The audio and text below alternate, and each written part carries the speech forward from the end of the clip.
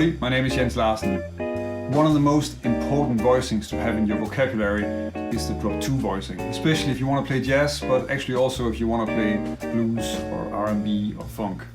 In this video I'm going to show you how you can apply a few simple Drop2 voicings to a 12-bar blues, and how you can also really get a lot out of just those few voicings by making some variations on them and using them while comping. Along the way I'm also going to cover some ideas on phrasing and rhythms that you can use if you want to really log in with the groove, and a few secret tricks that are really useful for playing more complicated phrases and also really to embellish and bring out the phrasing of your comping. If you want to learn more about jazz guitar, improve the way that you solo, check out some interesting arpeggios or chord voicings, then subscribe to my channel. If you want to make sure not to miss anything, then click the little bell notification icon next to the subscribe button.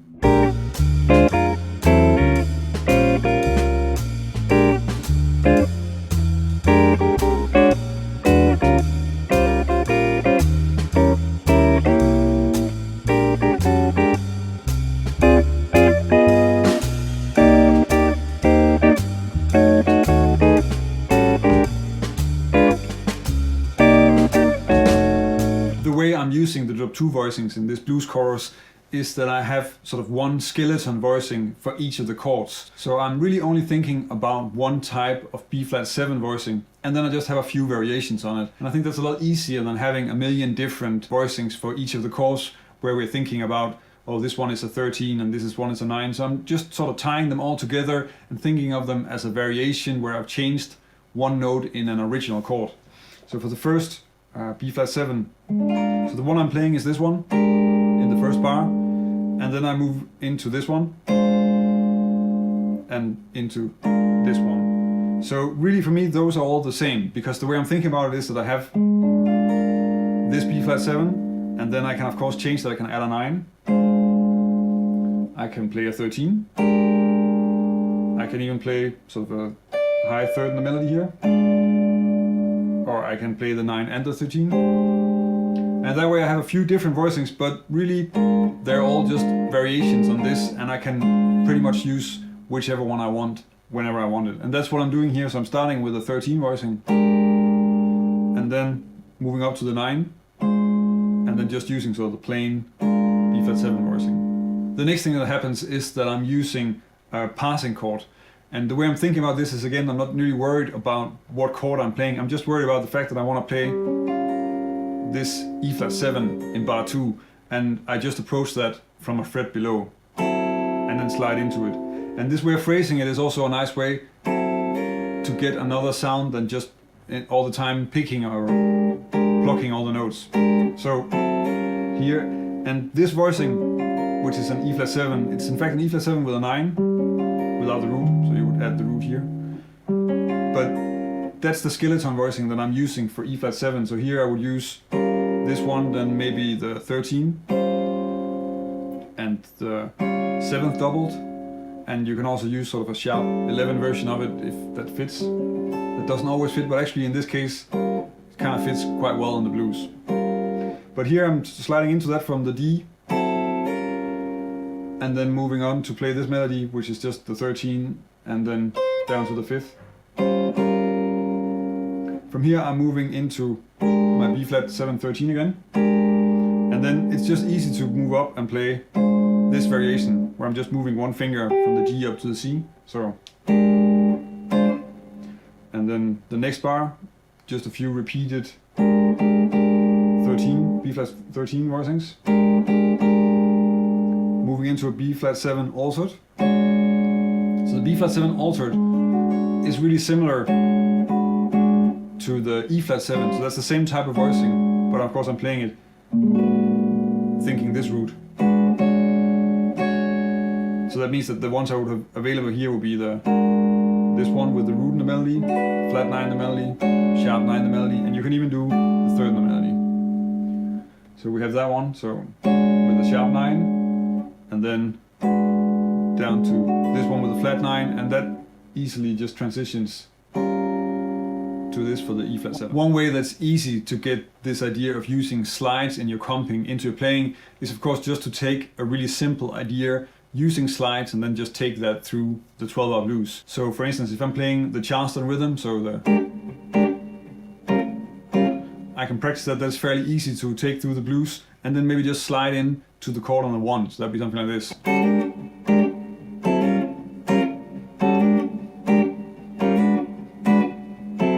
And so on and so forth. You can easily work that through a blues, and in that way try and get used to it. And of course you can also try and make other phrases with slides, so you do.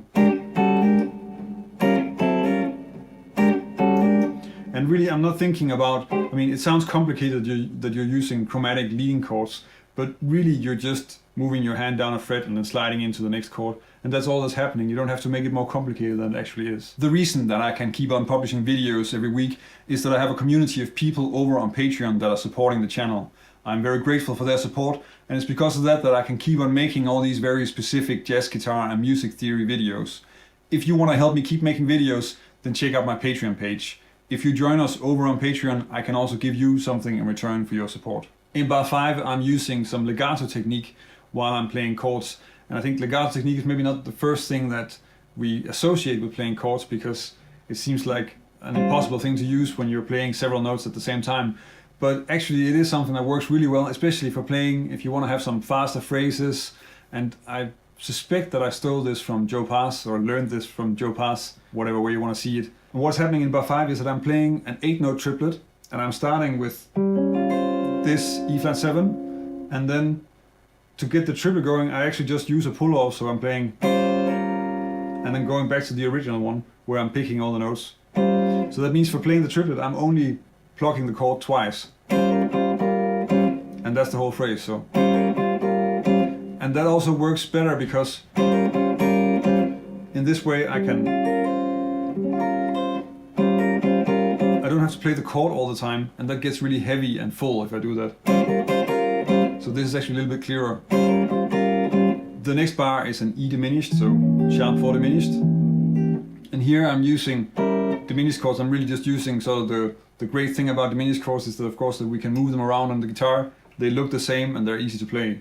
So first this E diminished and then moving up to this one. And here I'm actually adding a slight vibrato to this one. This is really something also rhythmically. I think it's something that is coming kind of out of a big band playing and hearing how the saxes might make vibrato on a sustained chord like this. I think it's the kind of thing where you can add this in some cases. It's not going to sound great in all songs. Probably you don't want to add like a lot of vibrato to your comping if you're playing giant steps or moment's notice. But if you're playing a standard, if you're playing like a medium blues like this, or Satin Doll, or Take the A Train, then it can work quite well. And it's just a really subtle vibrato to add just a little bit of movement to that chord. Then it goes back to the B flat in bar 6. And here I'm again using the leading chord, not really thinking about, again, not just using that, I don't have to think about what chord it is. So it's really just sort of side slipping and then going back. And the only thing we have to keep in mind is that we have to go back to a chord that actually works. So, and then we get the 2-5 to the 2 chord, so there's a D half diminished G7. And here I'm using this D half diminished voicing with the root on top. Of course, with the D half diminished, we could use the same voicings as we do for the B flat 7 with a 9, like this, because that's in fact a D half diminished chord. So that means that we will have these. But in this case I'm just keeping it simple and just moving up to this one, and then to this G7, flat 9, flat 13. So,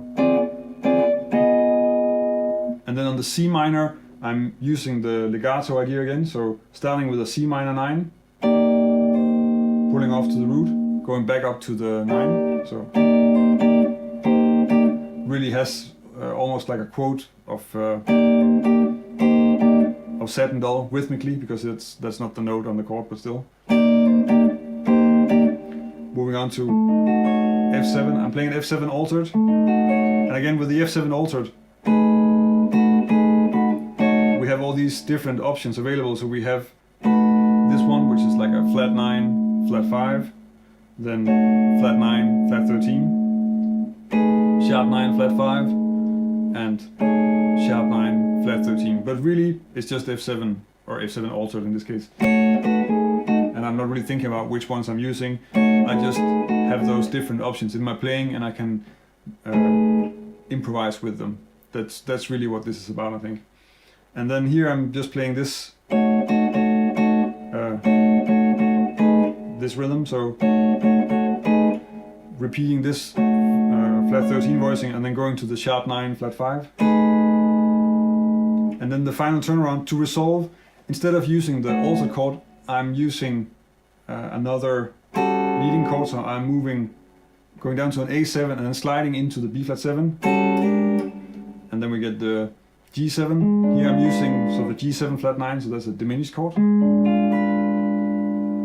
And then on the C minor 7, again the pull off.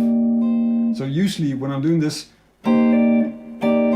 I find that the pull off is a little bit easier to get to work than the hammer on, but it is possible to do as well. But I use the pull off a lot more. And then down to this F7 flat 9. And then that's the entire chorus. In this video, I'm mostly focusing on the chords that are found in this region of the neck for the B flat blues. And that's of course very practical to know. And I think the next place you want to check out will probably be up here, because that's the other place where you sort of have the core of the chord, so the 3rd and the 7th on the middle string set, because those voicings are more flexible. So if you want me to make a video on that, then leave a comment on this video. If you want to check out another video where I'm talking about using drop 2 voicings on a blues, then check out this video where I'm going over how to use drop 2 voicings on an F blues and then focusing on the middle string set, because that's also something you want to have in your vocabulary. If you want to learn more about jazz guitar and this is the first time you see one of my videos, then subscribe to my channel. If you want to help me keep making videos, then check out my Patreon page. That's about it for this time. Thank you for watching, and until next time.